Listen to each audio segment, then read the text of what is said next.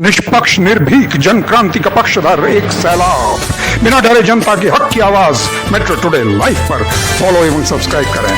हम हैं आपकी असली आवाज मेट्रो टुडे लाइव। नमस्कार, मैं हूं सुशील चंकर विग और आप मेरे साथ देख रहे हैं आपका अपना channel metro today live. Metro today live में आज हमारे साथ जो आई हैं परिचर्चा में वो हैं आरती पारिक जी। ये एक प्रिंसिपल नोखा की है और बहुत ही उचित लेखिका भी हैं। इनके तो कई हैं, लेखिका भी हैं, कविता भी लिखती हैं। इनकी तो परिचय देते ही अगर मैं परिचय देने लगूं तो हो सकता है कि शायद शाम बीत जाए परिचय देते हुए, तो अपन शॉर्ट में करते हैं। ये हैं एक प्रिंसिपल और इनकी खूबियां बहुत हैं। आरती जी, आपका बहुत-बहुत स्वागत है मेट्रो टुडे लाइव में। सबसे पहले तो सर आरती आपको साधुवाद नमस्कार कि इतनी इज्जत आपने बख्शी। आरती जी, आपसे सीधा सवाल मेरा ये है कि 144 करोड़ जनता आपसे ये पूछना चाहती है कि आज आधुनिकता में खो गया है बचपन। ये एक बहुत बड़ी समस्या है हर नेक्स्ट जो है जनरेशन में, यानी हर माता-पिता की ये ख्वाहिश है कि उनका जो बच्चा है वो बचपन में बचपन की तरह रहे, बड़े में बड़े की तरह रहे, लेकिन आधुनिकता में खो चुका है बचपन। इसके बारे में कुछ आप प्रकाश डालेंगी? जी सर, यह आपका कहना बहुत ही उचित है कि आज की जनरेशन जो है, जो आधुनिकता में जनरेशन चल रही है, उनका जी। बचपन कहीं न कहीं खोता जा रहा है। इसके हुँ। लिए बहुत सारे तत्व उत्तरदायित्व है।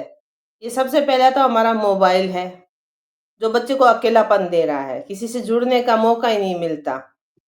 जी। दूसरी बात कि पेरेंट्स वगैरह भी है, तो वो भी अब भाग-दौड़ की, प्रतिस्पर्धा की दुनिया में पैसा कमाने लगे हैं, कई मजबूरियों से निकल रहे हैं, कई घर छोड़ के निकल रहे हुँ, हैं। तो इस वजह से हुँ। संयुक्त परिवार भी जहाँ-जहाँ है जी। टूटता हुआ और बिखरता हुआ नज़र आ रहा है और जहाँ संयुक्त परिवार टूट रहा है, बच्चों में अकेलापन बढ़ रहा है, माता-पिता की शिफ्ट अलग-अलग समय पे लगती रहती है, वो अपने काम से, जॉब से या व्यापार से लगभग-लगभग बच्चे के करीब नहीं रह कर के उन्हें अकेला ही रख पाते हैं। तो इस दरमियान सहारा रहता है या तो मोबाइल या टीवी। और रही बात ये कि जनरेशन जैसे-जैसे लोगों के साथ घुलना-मिलना बंद होता है, उसमें एकांतपन आ जाता है। तो इस वजह से मोहल्लों में जो पहले कबड्डी, क्रिकेट या खो-खो वगैरह खेला करते थे, तो वो भी धीरे-धीरे बंद हो रहे हैं। तो कुल जी। मिलाकर के बच्चा चारों तरफ से संकुचित हो रहा है और एक इस पर जो सबसे ज़्यादा भार रूप में दिया जा रहा है, वो है पढ़ाई। पढ़ाई इतनी हवा नहीं है, पढ़ाई को सामान्य रूप से भी पढ़ाया जा सकता है। जी। जटिल चीज़ों को आसान बनाया जा सकता है। लेकिन हुँ। बच्चों को अधिकतर पेरेंट्स एक ही बात कहते हैं कि आपको 90% क्रॉस नहीं किया तो क्या ज़िंदगी है? अगर 95 नहीं लाए तो समाज में लोग क्या कहेंगे? नहीं, ये सब गलत है सर। जितना हो सके पढ़ाई को जटिल अवस्था की तरह न ले जा करके फन विथ लर्न में ले जाओ। बच्चे के अंदर जो परिपक्वता आती है संयुक्त परिवार से, वो संयुक्त परिवार बिखरने के साथ-साथ बच्चों में भी संकुचितता आ गई है सोच से भी और धीरे-धीरे ये भी हो गया है कि दादी-नानी की जो कहानियाँ होती थी और चाचा, दादा, बाबा ये सब मिल कर के बच्चों को खिलाया करते थे, आपसी प्रेम बढ़ा करता था, जो अब जी। साल भर में 1 बार या 2 बार दिखता है। तो धीरे-धीरे जैसे-जैसे परिवेश में परिवर्तन आता रहता है, बच्चे धीरे-धीरे अपने बचपन को खोते जाते हैं। क्योंकि एक से दूसरे से कहानी मिलती है। हमारे जो बड़े हैं, वो हमसे कहेंगे कि बचपन में हम ये करा करते थे, बचपन में जी। हम नदियों पे जाया करते थे, बचपन में हम रहट पे जाया करते थे, खेतों में जाया करते थे। तो बच्चों में एक लगाव उत्पन्न होता है कि भई ये हमारे साथ भी होना चाहिए, हम भी ऐसे खेलेंगे। तो धीरे-धीरे संयुक्त परिवार जैसे-जैसे टूट रहा है, लोग शहरों की तरफ भाग रहे हैं, प्रतिस्पर्धा में दौड़ रहे हैं, एक से आगे बढ़कर एक रहने की जो ये प्रतिस्पर्धा चल रही है, धीरे-धीरे कहीं न कहीं एक बालपन को भी खोती जा रही है, जी।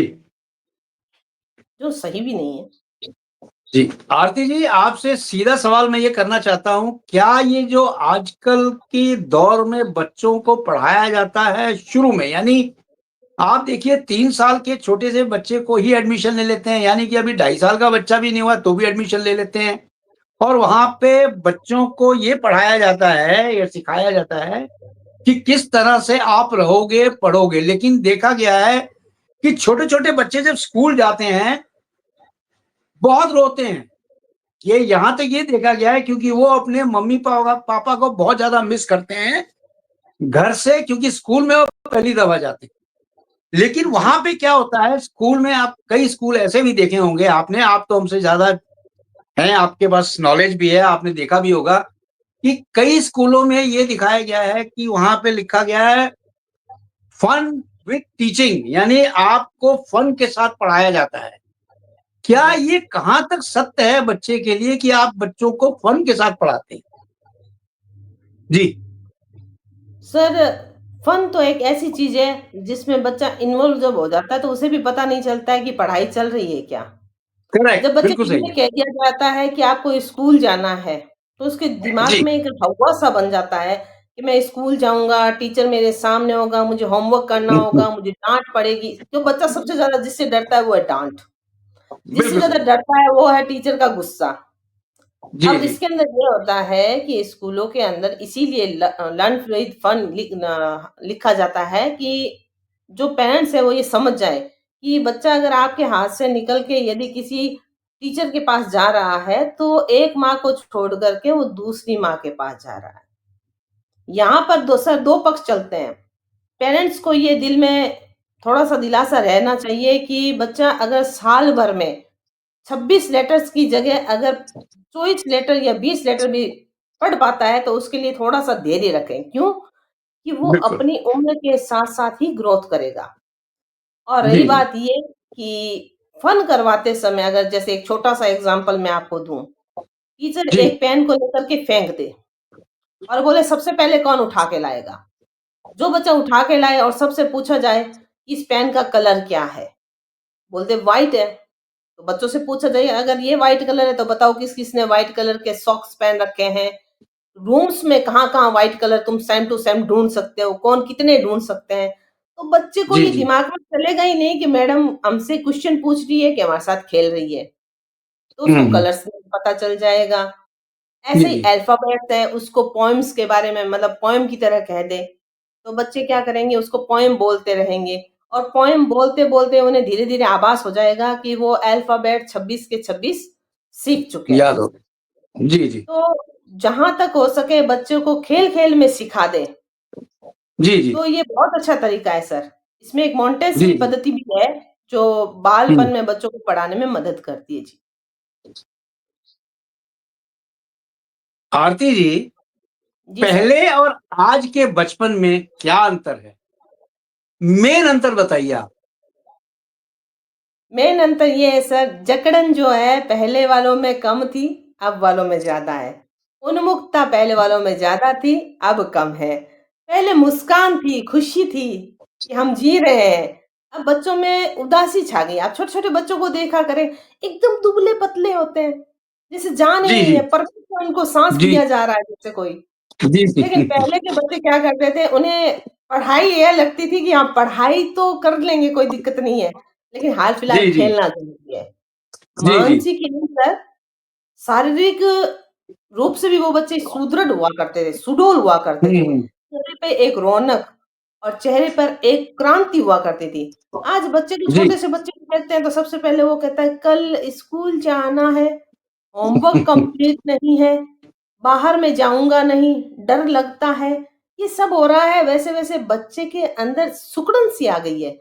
वो न तो दिमागी रूप से मतलब इतना खिला-खिला रहता है, जैसे एक बाग में खिलने वाला पौधा होता है और एक घर में होता है। तो घरवाले को तो न तो पूर्ण रूप से छाँव मिलती है, ना धूप मिलती है, तो वो कैसा होगा? बस वही बच्चा हो जाता है। भागम-भाग की हुँ। दुनिया में बच्चों को सब चीज़ें छोटी-छोटी मिलती है। आउटडोर गेम्स तो जैसे धीरे-धीरे लुप्त ही होते जा रहे हैं। इंडोर गेम्स खेलिए, अब इंडोर के अंदर क्या होता है? बच्चा ना भाग सकता है, ना दौड़ सकता है, ना हुँ। किसी से मिल सकता है। वहाँ बाहर क्या होता है? वो मट्टी में खेलता है, मट्टी के जो तत्व होते हैं वो उसके बॉडी को टच होते हैं और लोगों को देखता है तो उनकी देखा-देखी भी करता है। आपस में वो हाथापाई भी करता है। तो पूरी बॉडी का एक मतलब बढ़िया से एक्सरसाइज़ हो जाता है। थका हुआ, जी, हारा जी। हुआ खाना खाना भी उसको खाना पड़ता है, क्यों वो थक जाता है। अब जो टाइम से खाना खा हुँ। लेता है, उसको नींद भी अच्छी आती है। तो भाई यही जी, जी। कारण है। पहले के टाइम में बचपन को एक उन्मुक्ता और स्वतंत्रता प्राप्त थी। हुँ, किसी तरह का वहाँ पर बच्चों पे कोई बाउंडेशन नहीं था। अब बच्चा जी, जी। जैसे ही आँख खोलता है, वहाँ से स्टार्ट कर देते हैं। Who is your hmm, father? हुँ। Tell me, tell me. हुँ, हुँ। ज़बरदस्ती। ये परिपक्वता तो धीरे-धीरे उसके अंदर अपने आप ही आ जाएगी। वो परिवार में देखेगा, कोई कहेगा जाओ अपने पापा के पास जाओ, मम्मा के पास जाओ। तो ये तो अपने आप ही आ जाएगी। उसके लिए बच्चे को इस चीज़ के लिए फ़ोर्स क्यों किया जाए? इसलिए पहले वालों में जो उन्मुखता और क्रांति थी, वो आज नहीं है सर, ढूँढने पर भी नहीं मिलती। जी, जी।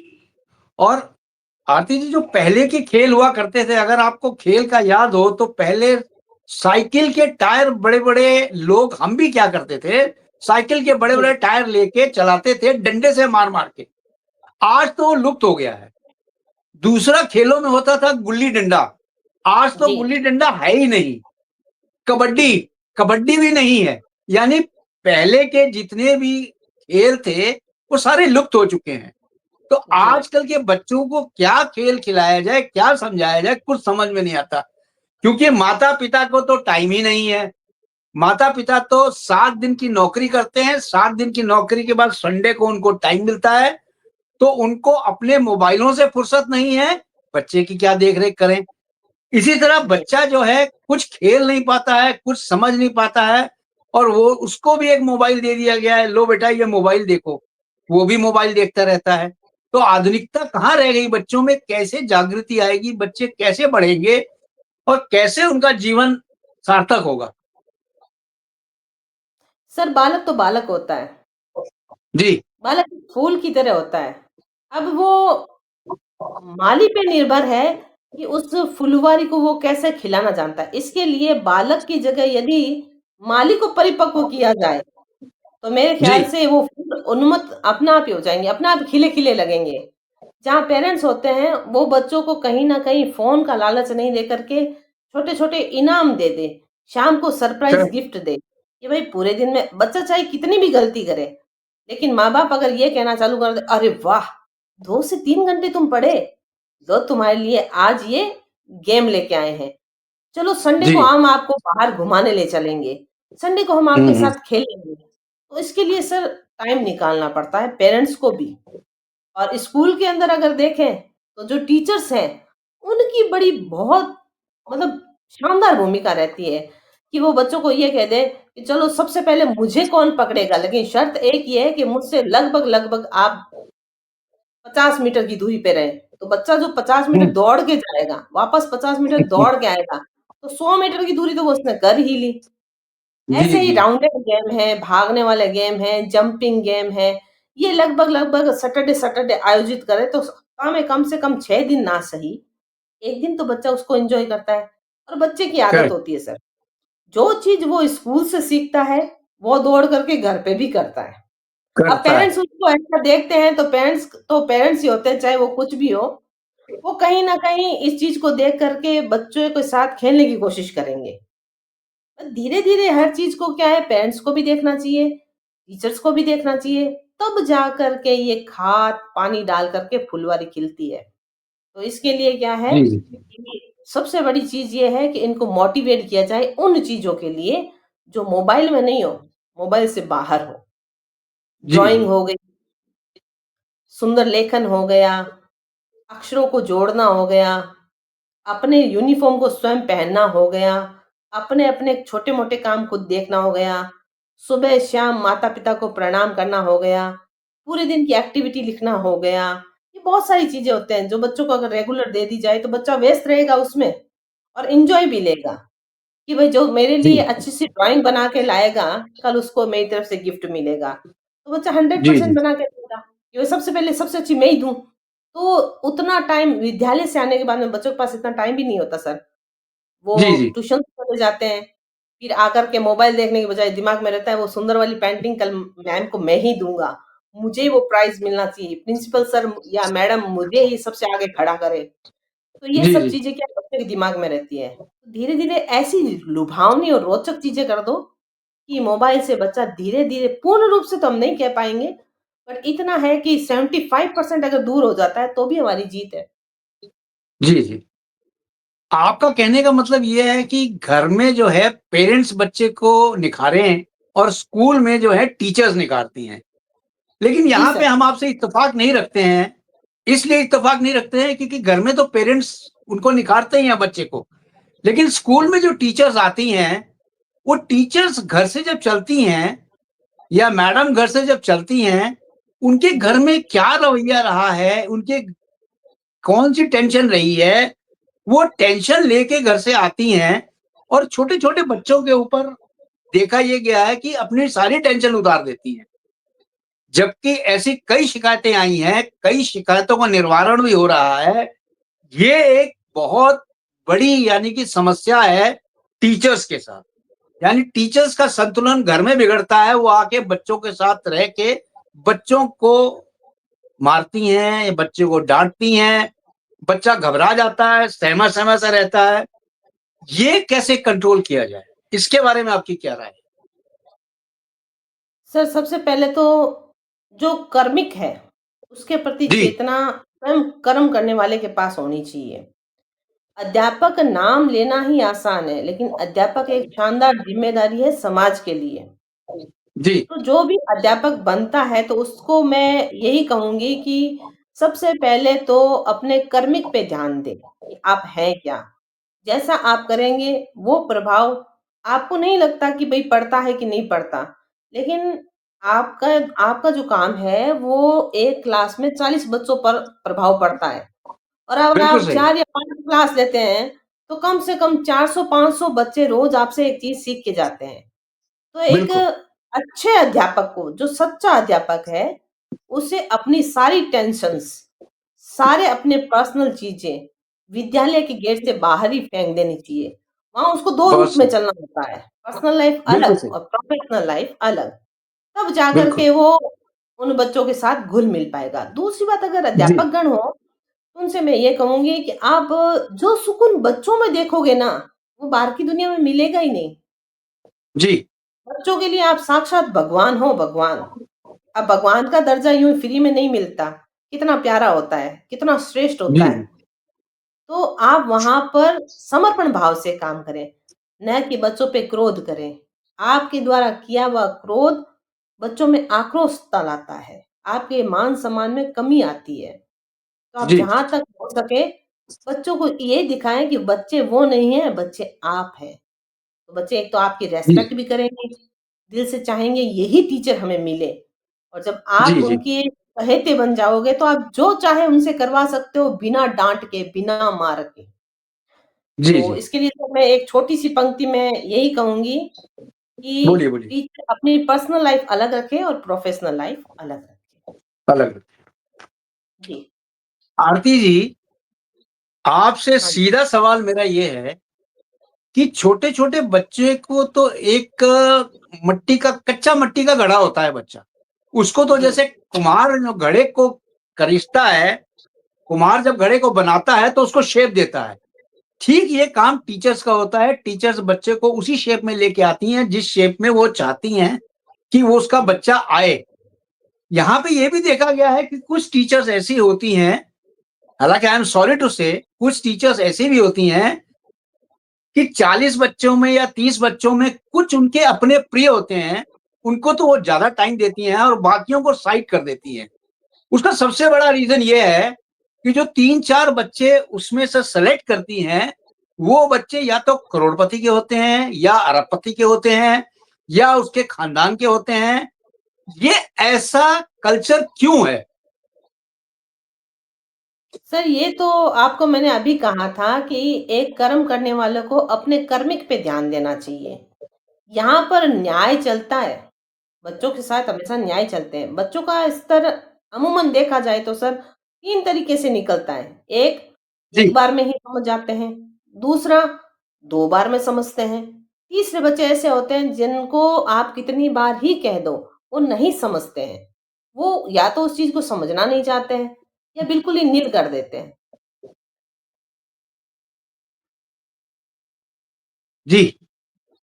तो इस तरीके से क्या है कि एक अध्यापक को देखना आरती जी चाहिए आपका कि आरती जी आपका वीडियो नहीं आ रहा है, शायद गड़बड़ हो गया आपका वीडियो ऑफ जी हो गया है। सर, जी सर। जी, जी। तो इस दरमियान क्या है कि इस खेद के लिए मैं माफ़ी चाहूँगी। तो इस दरमियान जी, क्या बोलिए, है बोलिए। कि टीचर को कभी भी अपने बच्चों के साथ अन्याय नहीं करना चाहिए। प्रत्येक बच्चे जी, को जी। समान मानना चाहिए। जो जी, इंटेलिजेंट है, जब उन्हें ज़्यादा मौका दिया जाए, तो जी, जी। बाकी बच्चों को ये कहा जाए कि तुम इनसे समकक्ष नहीं, तुम इनसे भी बेटर हो। नेक्स्ट टाइम ठीक है। फिर आपको लिया जाएगा। तो फिर जी, नेक्स्ट जी, टाइम जी। उन बच्चों को भी मौका दें। समानता का भाव जी, बहुत जी। ज़रूरी है सर। क्योंकि जी, ये जी, वो जी। किसान की वो फसल है, जो खेत में ये नहीं देखती कि कहाँ पर पानी कम देना है और कहाँ पर ज़्यादा। अगर कोई करेक्ट। फसल सूख रही है तो किसान का दायित्व होता है कि चारों तरफ एक तरफ़ा नहीं, चारों तरफ ध्यान दें। तो वैसे जी, ही जी। अध्यापक का इस समाज में बहुत अच्छी भूमिका होती है। जी, तो जी, जी, उसको जी। देखना चाहिए कि प्रत्येक बच्चा समान भाव से चले। जी, जी। ठीक है आरती जी, तो ये मेरे पास अध्यापक समय का इतना ही था। आपको आने के लिए बहुत-बहुत धन्यवाद। Thank you very much. जय हिंद, जय भारत। शुक्रिया सर।